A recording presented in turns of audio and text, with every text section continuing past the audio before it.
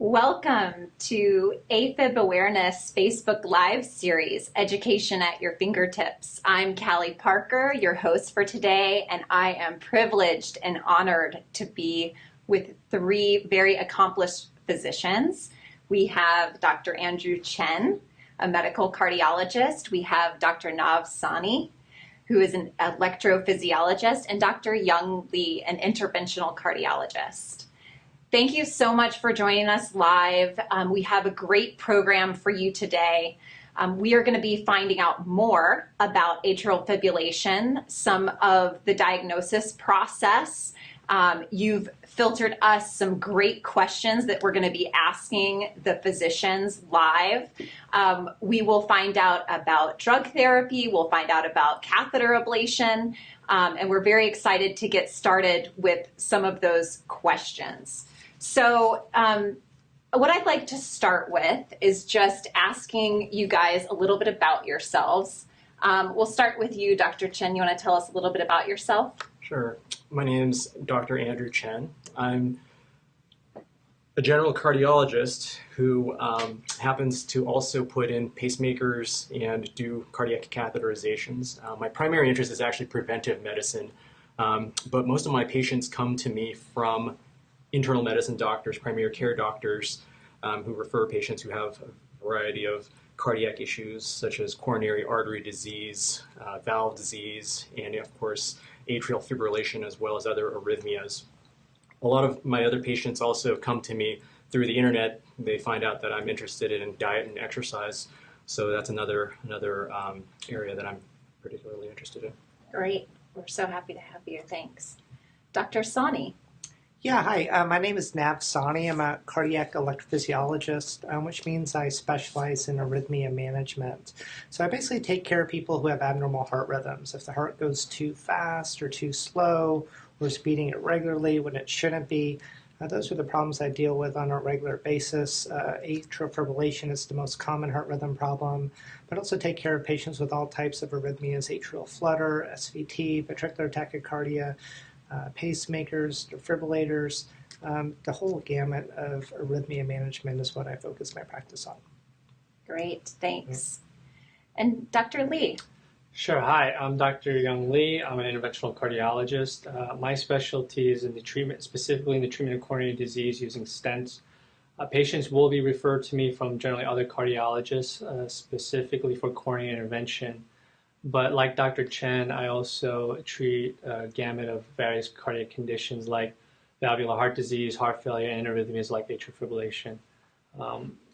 Talking about medical training, I'm originally from New Jersey and received my medical degree from Tufts. Joined the Army afterwards, did my medicine residency training at William Beaumont Army Medical Center, finished out my service, and then went on to complete my fellowship training in cardiology at UC Irvine, as well as for interventional cardiology before joining ARCHEL. Awesome. Thank you for your service. Thank you. Well, great. Well, right before we joined you live, I was talking with Dr. Chen, and actually one of the most common things is that patients don't know how to take their own pulse. And honestly, I don't know if I'm doing it right. So what we're going to do right now is we're going to do a pulse check. So Dr. Chen, would you like to lead us through that?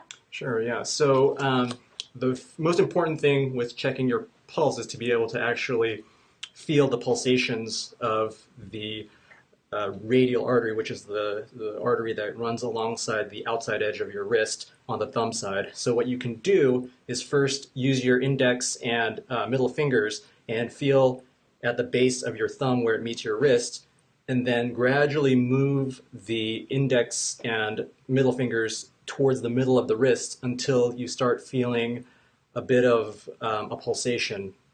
You just have to be careful not to push too hard, because if you push too hard, then you might actually keep the pulse from being appreciated.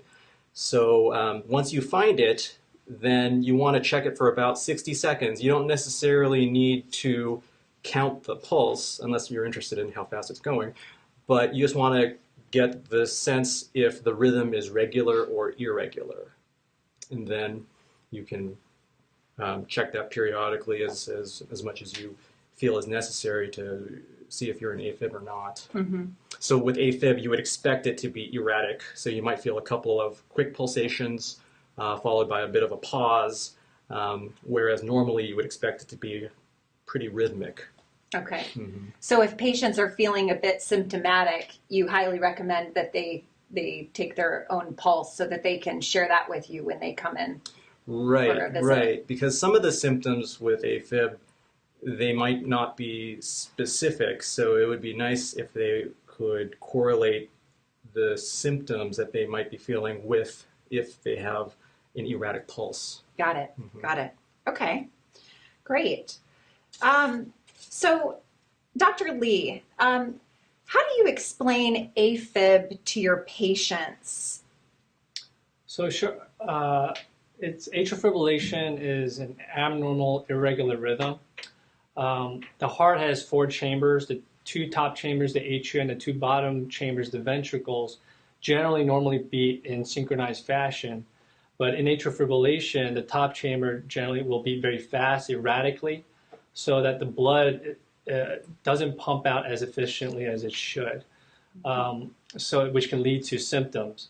The other major concern with atrial fibrillation is that in this particular rhythm, clots can form within the top chamber and potentially cause a stroke.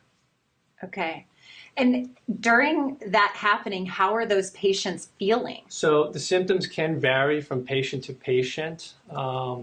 Generally, the commonly reported symptoms do include fatigue, shortness of breath, lightheadedness, or palpitations, but there are some who may not feel any symptoms at all. Okay. Sounds terrible for those that do. Yes, it can be debilitating. Yeah, that's awful. Dr. Sawney, if I might ask you a question, what instructions do you give patients for monitoring? Yeah, AFib is interesting and can be somewhat challenging to monitor at times. A lot of times what happens is people will feel something, and they may not know what it is, but they may feel anxious, or they may feel their heart skipping, or they may feel tired, and they're not sure what's happening. And then they'll make an appointment, and they'll go see their doctor, and their doctor will do an EKG, and they'll say it's normal, and everything looks fine. And so the patient's like, well, okay, well, that's normal. I guess there's nothing to worry about. But the problem is it was normal when they did the EKG in the office, but not necessarily when they were having those symptoms. And so when AFib starts, it initially tends to be what we call paroxysmal. It comes and goes on its own, and there's no rhyme or reason to it. It can be very erratic of when it starts and when it stops.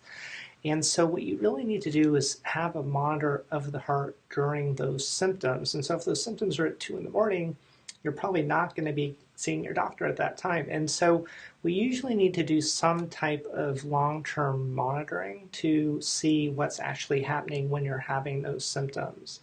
So doing a pulse check, like Dr. Chen said, can be helpful, but it's not really diagnostic because your heart can skip a beat for other reasons, not just atrial fibrillation. And so you really want to see it on an EKG. And so there's various ways to do that. We have Holter monitors. That's a monitor where you get hooked up in the office, you wear it for 24 hours, then return it.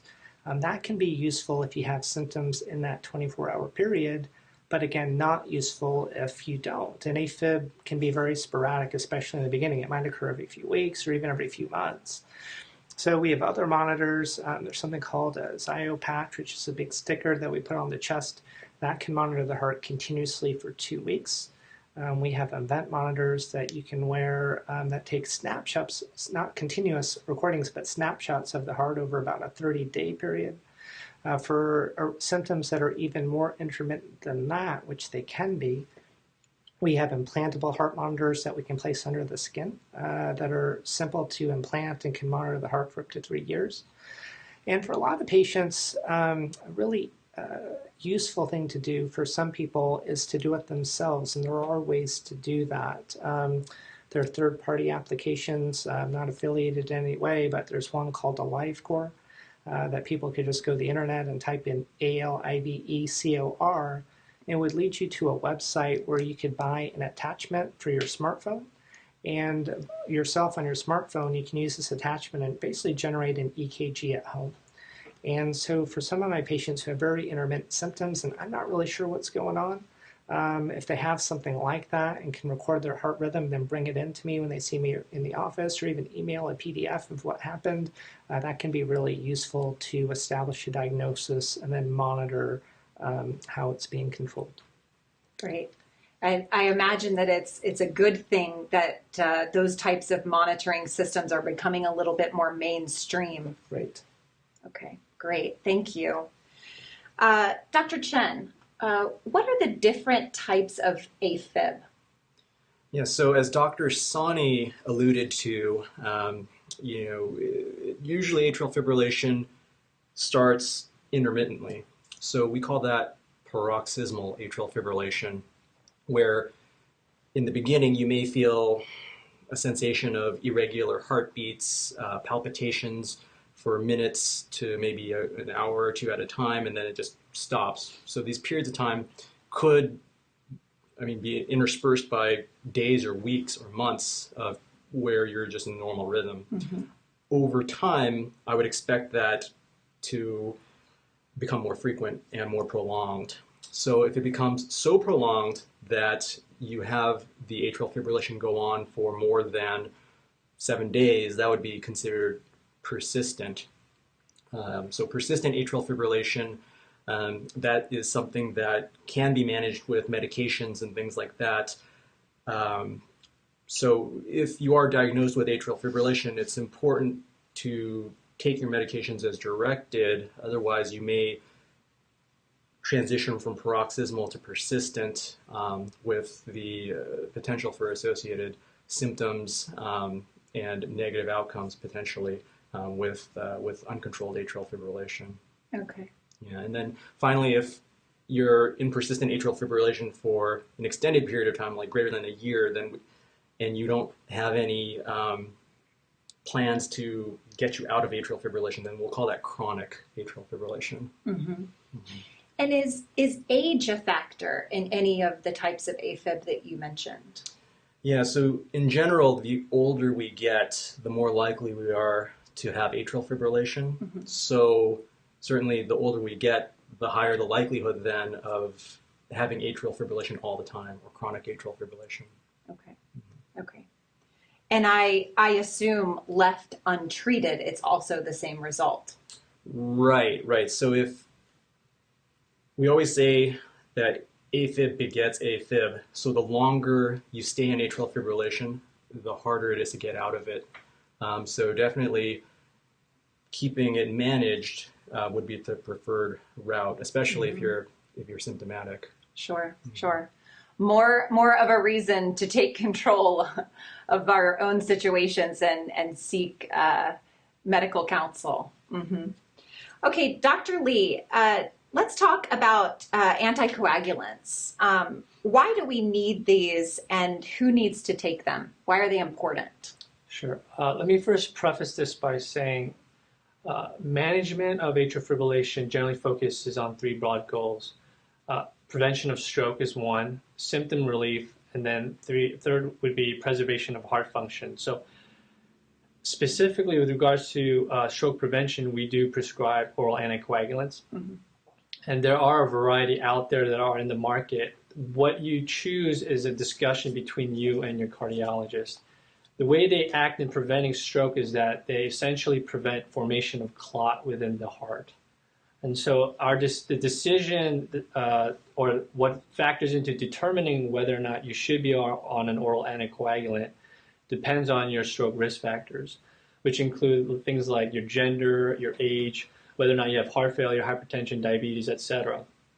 So in essence, the more risk factors you have, the higher risk you have for stroke, the more likely we're going to recommend an oral anticoagulant. Okay.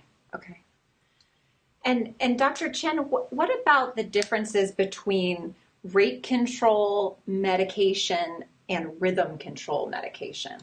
Right, so there's 2 basic strategies in managing atrial fibrillation. So one, as you mentioned, rate control, which was, as the name suggests, we're focused on just controlling the heart rate to keep it from going really fast, as can happen many times in people with atrial fibrillation.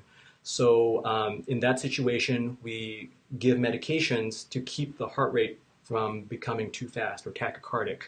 And we don't make any attempt at restoring normal sinus rhythm. So that's one strategy. And for a lot of people, the strategy of rate control is fine, especially if they don't really feel a sensation of palpitations or anything like that, or if they're not symptomatic. And the other strategy would be rhythm control, where we focus on trying to stay in normal sinus rhythm, which is our normal rhythm that we are typically in. And the way that we accomplish that would be either through medications or with procedures such as ablations that Dr. Sawney performs. Mm-hmm. So typically we'll try using medications first to see if we can manage the atrial fibrillation, keep you out of atrial fibrillation and maintain normal rhythm. But sometimes people break through these medications, meaning that they'll go back into atrial fibrillation despite escalating doses of these medications. And in that situation, I'll send patients to Dr. Sawney for an ablation. Mm-hmm. Mm-hmm. Yeah. I was really surprised to find out that about 50% of patients don't respond to drug therapy, and therefore end up seeing an electrophysiologist. Dr. Sawney, do you want to talk to us a little bit about the different options for patients other than drug therapy? Sure. So, as Dr. Chen said, there's various options for AFib management, and it really is a tailored approach. I don't think there's a one-size-fits-all when it comes to AFib. It really depends on how the patient's doing, what their symptoms are. Is the AFib paroxysmal, or is it persistent? Does it come and go, or stay there all the time? So one option is a cardioversion. What a cardioversion is an electrical shock where we put two electrical pads on the outside of the body on the chest wall. It's hooked up to a machine, and it essentially gives an electrical impulse that reboots the heart and resets it back to normal. It's a pretty simple procedure. It's pretty effective. But what it does is it resets the heart from AFib back into rhythm. What it doesn't do is prevent it from going right back into AFib again. So if somebody has AFib persistently and it's not stopping, a cardioversion can be a useful maneuver to help reset it. On the other hand, if they're having paroxysmal AFib where it comes and goes, a cardioversion isn't useful in any way. Because if the AFib is going to stop on its own, that's all the cardioversion's doing. It's not preventing it from restarting. So for that patient where the AFib is intermittent, the cardioversion is basically not a recommended option in any way. So once you have the heart back in rhythm, if the goal is to keep it there, we often use medications, antiarrhythmic medications that essentially affect ion channels in the heart and try to prevent the triggers in the heart from firing and making the heart start going into fibrillation, beating fast and erratically.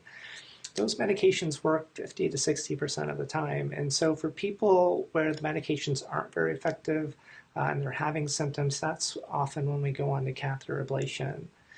Catheter ablation is a common procedure. I've been doing it for more than 10 years now, and it's fairly routine at our hospitals and in most major hospitals in the United States. Usually what happens is a patient, do you want me to explain what that is a little more? Yeah, if you can explain the catheter ablation itself, that'd be great. So usually what happens is a patient would come into a hospital. In our hospital, we do our procedures under general anesthesia. Most places do, but some don't. But in general, in our hospital, you would be put under general anesthesia, so you would go to sleep and not feel really anything at all. We'd put some IVs into the veins in the legs and the groin area. And from the veins, we run up tiny catheters that string up the blood vessels to the heart. Those catheters have metal tips on them. And those metal tips essentially measure electrical current in the heart. And so we know where the normal heart impulse comes from the sinus node on the right side of the heart. And people with AFib have abnormal signals that are well known to be the triggers of the arrhythmia.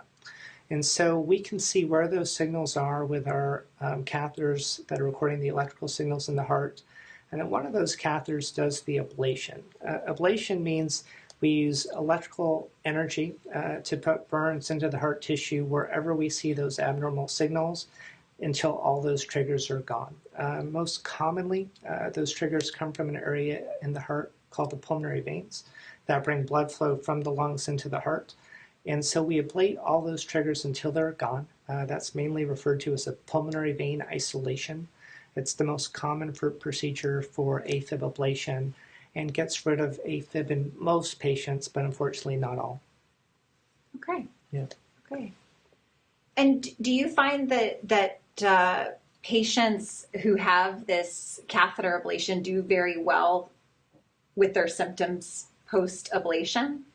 Yeah, I mean, so AFib ablation, has been a growing field for, like I said, more than 10 years now. And the amount of AFib ablation has been going up dramatically in the U.S. One, because it's a much more common procedure, it's safer, it's more effective.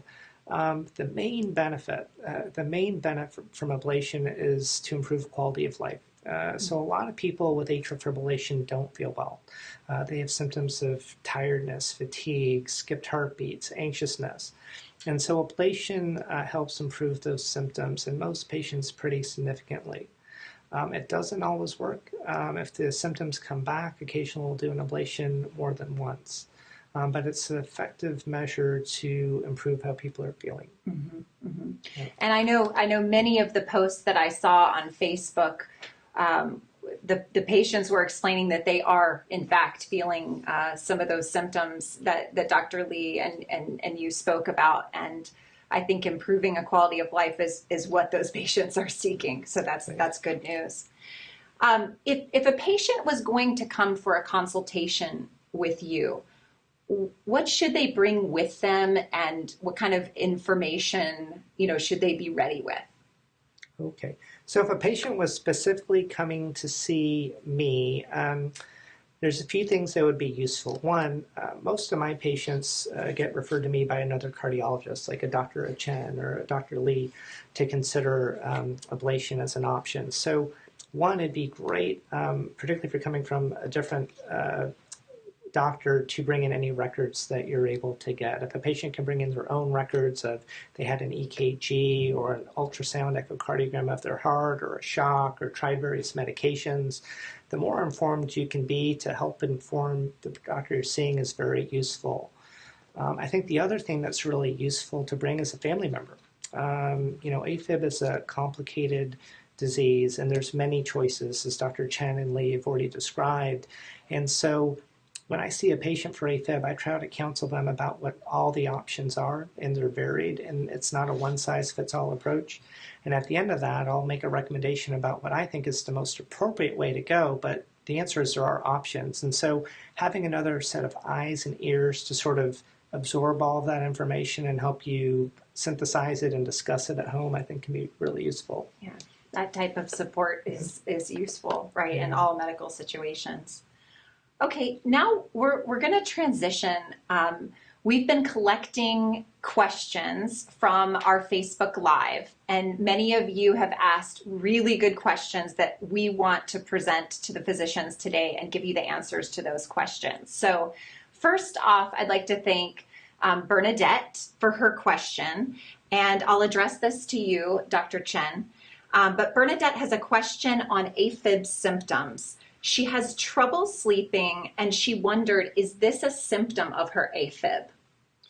Okay, so having trouble sleeping is a fairly non-specific complaint. So that could be brought about by any number of things. For example, if you drank too much coffee in the afternoon, if you have sleep apnea, if you have, well, not for a woman, but if you're a man, if you have like benign prostatic hypertrophy. So, and certainly atrial fibrillation could keep people up, particularly if they're symptomatic with atrial fibrillation. Mm-hmm. So in some people, they may have a strong sensation of palpitations when they're in atrial fibrillation. Then that could potentially cause you to have problems falling asleep, because if it's bothering you, you're going to be thinking about it and feeling it. Right. Alternatively, if it's really rapid, that could potentially also cause significant problems falling asleep if it has been going on for a long period of time. You can develop congestive heart failure if you've been in rapid atrial fibrillation for too long of a period of time, and that could cause problems falling asleep. In that situation, I would expect shortness of breath, particularly when you're lying down in bed, and sitting up may relieve some of those symptoms. If that's the case, then that's something definitely to take seriously.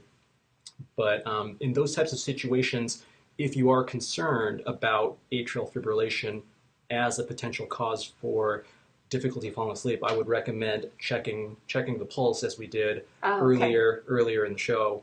And then if you do find that it is erratic and or rapid, to go see your doctor, as quickly as possible, like the next day, or go to an urgent care where they can do an EKG and verify or disprove what's going on. Or you may need to go down other avenues, which Dr. Sawney had mentioned earlier, as far as evaluation for possible atrial fibrillation.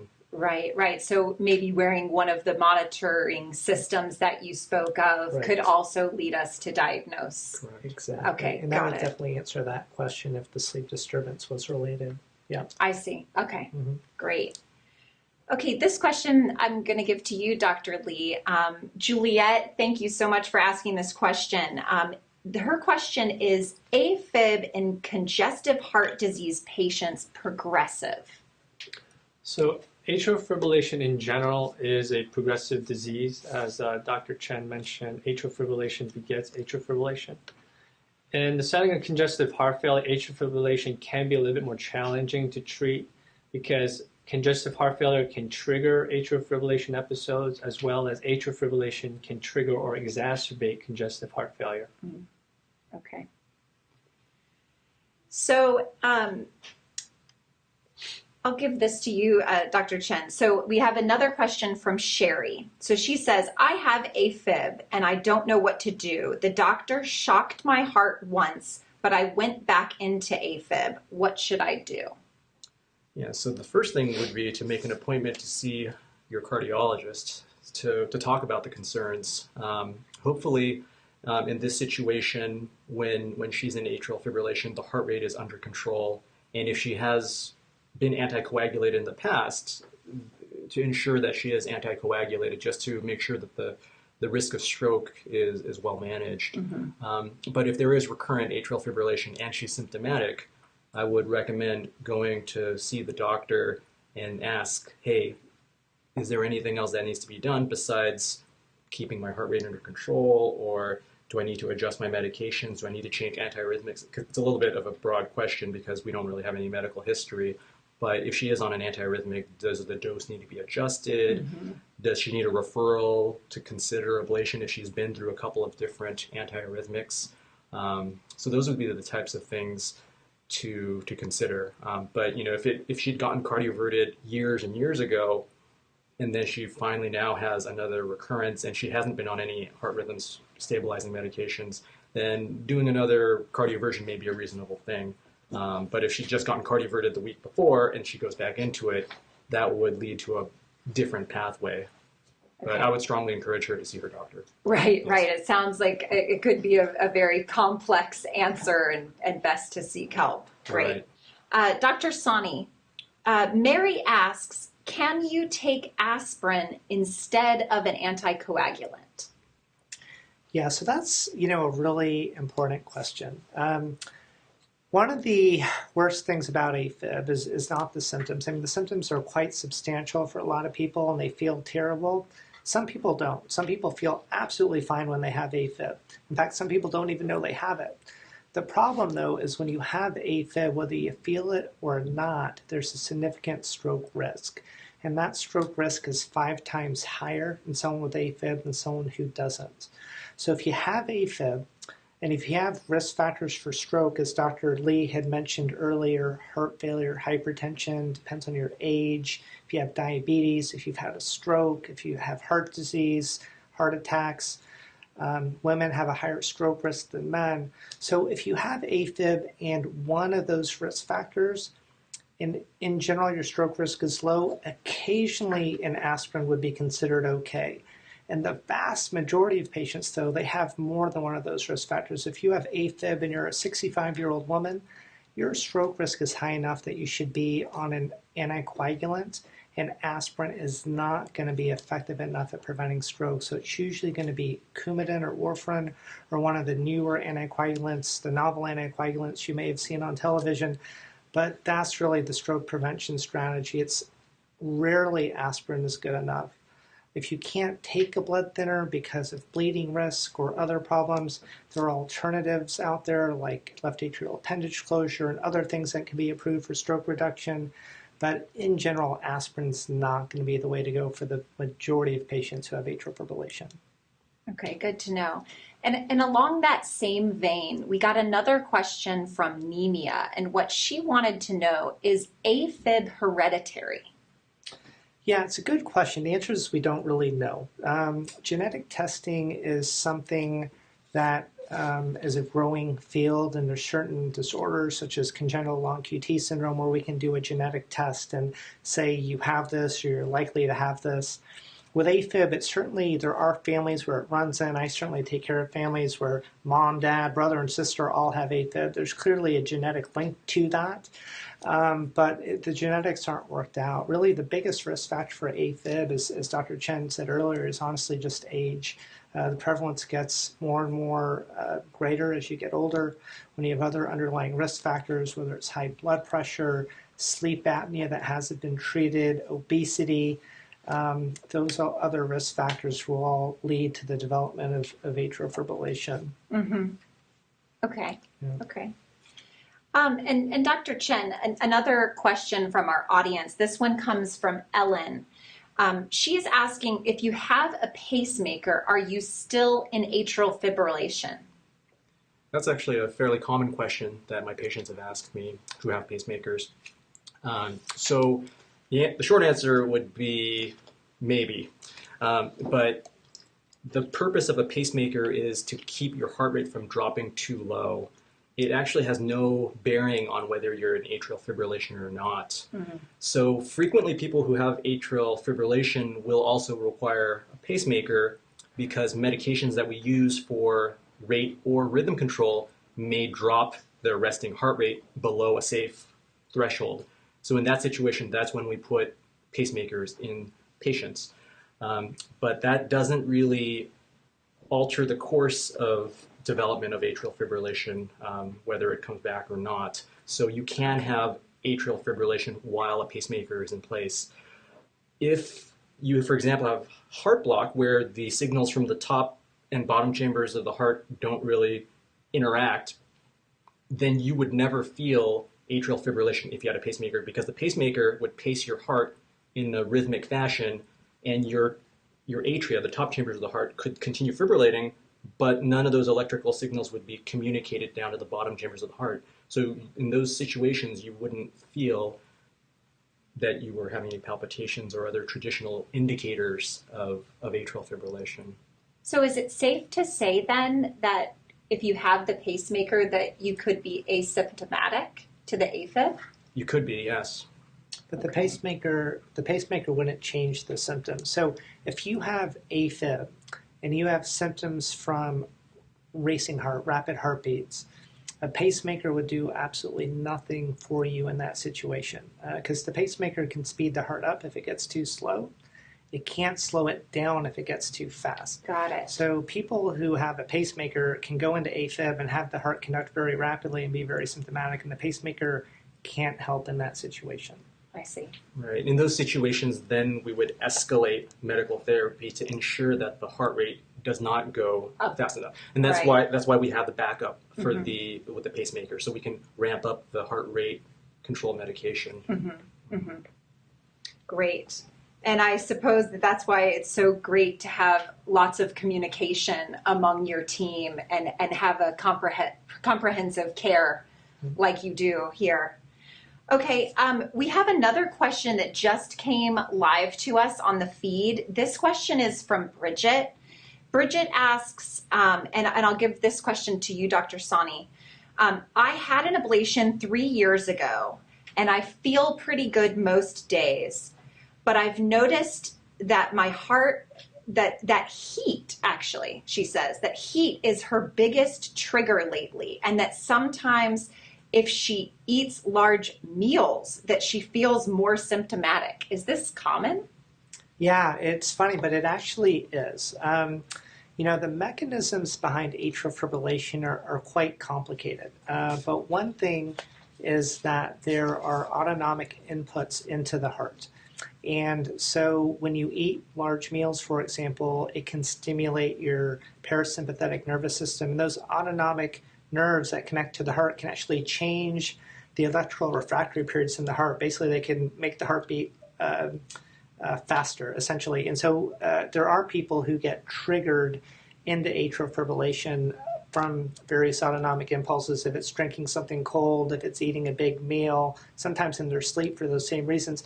But the point is if you know there's a clear trigger, then do your best to avoid it. And if eating small meals helps you have less AFib, and you can eat smaller meals more times a day than one big meal, then that's absolutely very good advice.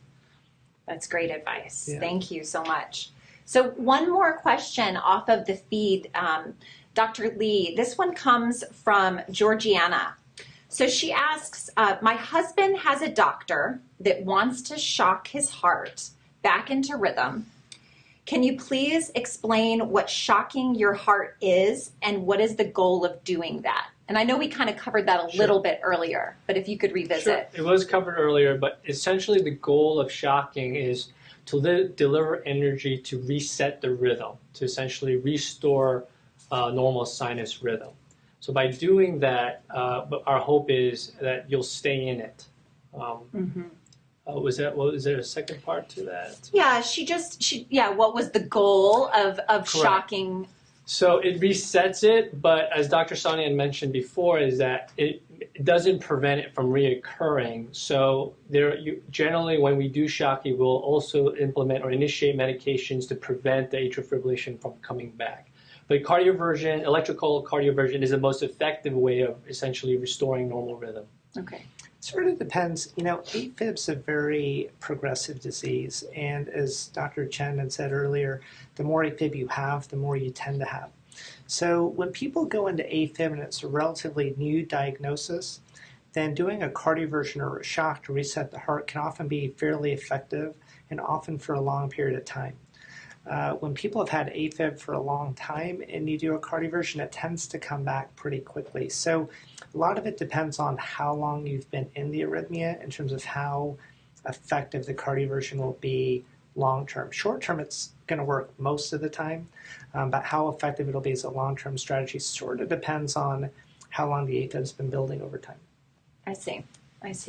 Okay, great. Thank you so much for answering all of our audience's questions. And it's so great to be with you guys today, because clearly we all kind of came out of different situations. Dr. Lee, you were in the hospital in the lab. Dr. Sawney, you were here in clinic.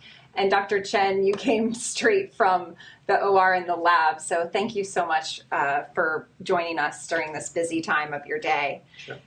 Before we leave, I think it would be good if you guys could just maybe impart one more morsel of knowledge to our audience and one more piece of advice about AFib. So Dr. Chen, we'll start with you. Yeah, so the most important things I think with atrial fibrillation are, if you've been prescribed an anticoagulant, to make sure you stay on that as prescribed. And if you are on heart rate controlling medications or rhythm control medications, to continue taking those unless advised otherwise by your cardiologist, just because the risk of stroke is very real with atrial fibrillation, and the risk of developing heart failure is very real with uncontrolled atrial fibrillation. And then on top of that, risk factors for atrial fibrillation, making sure you doing your part can reduce the recurrence rate of atrial fibrillation. So making sure if you have sleep apnea to get that treated, if you can lose weight, to try to do that. If you have high blood pressure, try to get that under control. And if you drink alcohol or caffeinated beverages, to really limit that as much as possible. So those are things that are within the control of people who have atrial fibrillation to try to minimize their risk of recurrence. Okay, so if I hear you correctly, listen to your doctor and be a good patient. Okay, great. Dr. Sawney? What I would say is that AFib, to me, is not a simple, single approach. I think that the therapy really has to be individualized to each particular patient, What are their underlying issues? Do they have heart failure? Do they have sleep apnea? How often are they having the AFib? How symptomatic are they? Because there's a lot of different ways to treat AFib. It's not a one-size-fits-all approach. So my recommendation is that you should definitely see a specialist who deals with AFib early on in the course of the disease, whether that's your cardiologist, whether it's an electrophysiologist, just so you understand what all the options are. Because there's more options earlier in the course of the disease than there are after it's progressed and become persistent or long-standing persistent. It really becomes harder to treat and more limited. And there's actually studies, there's actually outcomes data that shows that people who see a cardiologist earlier do better. Because if you have an ablation earlier, it can potentially halt the progression. If you get on the appropriate blood thinners to prevent stroke, that could change what can be a hugely morbid outcome. And so seeing a specialist soon after the diagnosis, or even to help you make the diagnosis if it's intermittent and hard to detect, so you get on the right heart monitor so you can actually see what the problem is, I would just encourage people to do that early and not wait till it's been going on for a long time. Great advice. Yeah, if I hear you correctly, it's get seen earlier. Mm-hmm. And as we're doing now, and as you're joining us, get smart about the disease. Mm-hmm. Right. Okay, Dr. Lee? So I think this is a recurring theme, but especially if you're newly diagnosed, monitoring your heart rate, your rhythm, as well as your symptoms can really help your cardiologist kind of guide therapy. And identification and avoidance or modification of common triggers that Dr. Chen already mentioned earlier can really help with atrial fibrillation control. Great advice. Thank you all. Again, I don't think this could go any better. Right. So we really appreciate all of your thoughtful answers and reaching out to our guests. I'd like for you guys to join us next week. We have a really exciting episode for you. It's AFib patients just like you. So we're going to be coming to you on Tuesday, September 11th at 11 o'clock a.m. Pacific Standard Time. And we're going to be with Dr. Ishu Rao and 2 of his AFib patients that are going to share their personal journey with you, and you're going to be able to ask patients questions just like we did today with these esteemed physicians. It's going to be a great opportunity that you won't want to miss. So don't forget that leading up to that event, we're going to be taking your questions. So you saw today that we asked many of the questions that had been posted over the last couple of days to the physicians here. We'll do the same thing next week. So we welcome you to go ahead and submit those now, and then we'll also be taking questions live during that Tuesday event. So thank you so much for joining, and have a great day, and see you next week on September 11th.